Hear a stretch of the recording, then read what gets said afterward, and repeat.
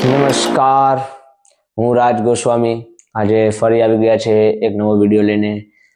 આ વખતે અમારા વિડીયોની અંદર એક મૂવીનું રિવ્યૂ છે. કેવું મૂવી કે આમ તો બધાએ જોયું હશે અને કદાચ ન જોયું હોય તો જરૂરથી જોજો. મૂવીનું નામ છે 12th ફેલ. 12th ફેલ એક એવું મૂવી છે, જબરદસ્ત મૂવી છે કે કહેવાય ને કે સમાજને એક સાચુકલી દ્રષ્ટિ, સાચુકલી દિશા આપતું હોય તેવું છે અને એક સત્ય ઘટના પર આધારિત પિક્ચર છે.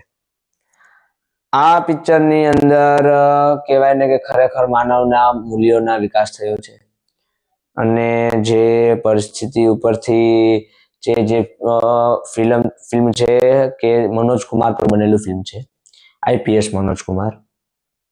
તો મનોજ કુમારજી જ્યારે ખૂબ ખૂબ ગરીબ પરિસ્થિતિની અંદર, ખૂબ કહેવાય ને કે નબળી પરિસ્થિતિની અંદર હતા અને સૌ પ્રથમ સ્ટાર્ટિંગ ત્યાંથી થાય છે.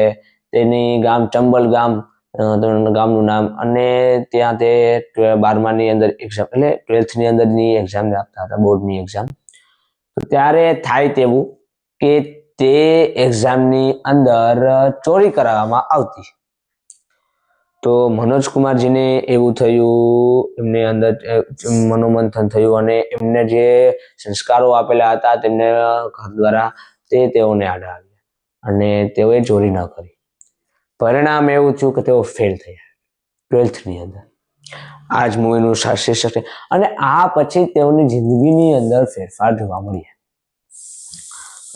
મનોજ કુમારજી આ બાદ તેઓ યુપીએસસી, કહેવાય ને કે તેમને અંગ્રેજીનું એટલું જ્ઞાન ન હતું, સામાન્ય ખૂબ ગરીબ ઘર પરિવારમાંથી આવતા અને 12th ફરી ટ્રાય દઈ અને 12th પાસ કર્યું અને પછી યુપીએસસીની તૈયારી કરવા તેઓ ત્યાંથી ઘણા દિલ્હી આવ્યા અને ત્યાં આવીને તેઓએ કંઈક કશું એને ખબર ન હતી. ત્યાં તેઓએ મિત્ર બનાવ્યો અને તે બધી એને જાણકારી, યુપીએસસીની જાણકારી આપી અને બધી એવું બધું ઘણું બધું આવે છે.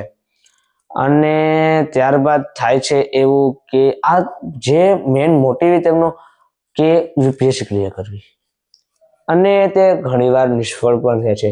પણ કહેવાય ને કે તેમના એક જ ડાયલોગ પર કે રિસ્ટાર્ટ,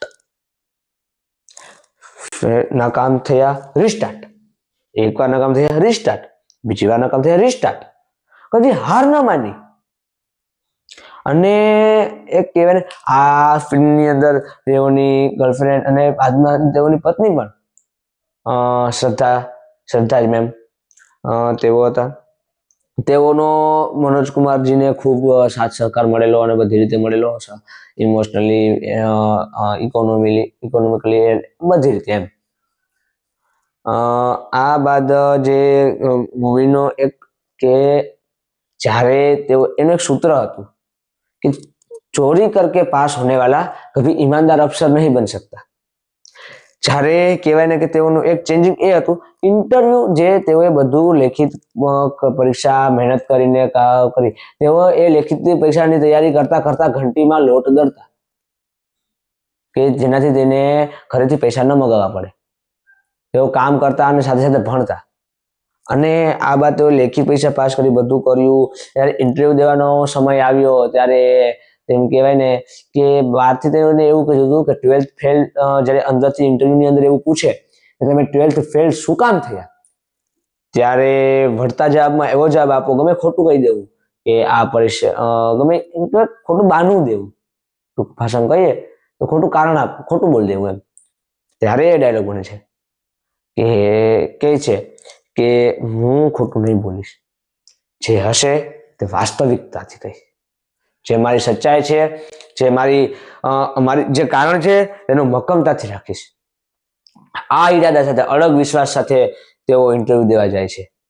ઇન્ટરવ્યુ દેવા સમયે જ્યારે તે પૂછે છે કે ઇન્ટરવ્યુના જે સર, તમે આ રીતે 12th ફેલ થયા છો, આ બધું કર્યું છે, તેનું કારણ ચોખ્ખું કહે છે કે અમારા ગામમાં ચોરી કરાવતા હતા અને અમને બરાબર ન સમજતા, અને તેમની લગ્ન દેખાય છે અને ઇન્ટરવ્યુ ક્લિયર કરે છે પોતે બધાના સાથ સહકારથી.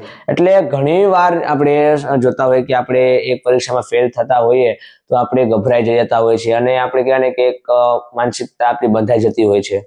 અને એ વિષય વસ્તુને આધારિત આપણે કશું કરી શકતા નથી, તેને વળગી રહીએ છીએ. અસફળતાને પચાવી નથી શકતા, સફળતા પચાવી શકીએ છીએ આપણે.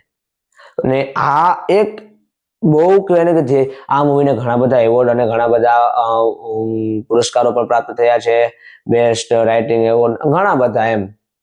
તો મિત્રો, જો આ મૂવી જોઈ હોય તો ફરી જોઉં અને આ વખતે એક અલગ નજરિયાથી જોઉં, એક શીખ મેળવવાના દ્રષ્ટિકોણથી જોઉં અને એક સારી વસ્તુ, તમારી સારો સંદેશ કેપ્ચર કરો. અને જો ન જોઈ હોય તો જરૂરથી જોજો. ધન્યવાદ.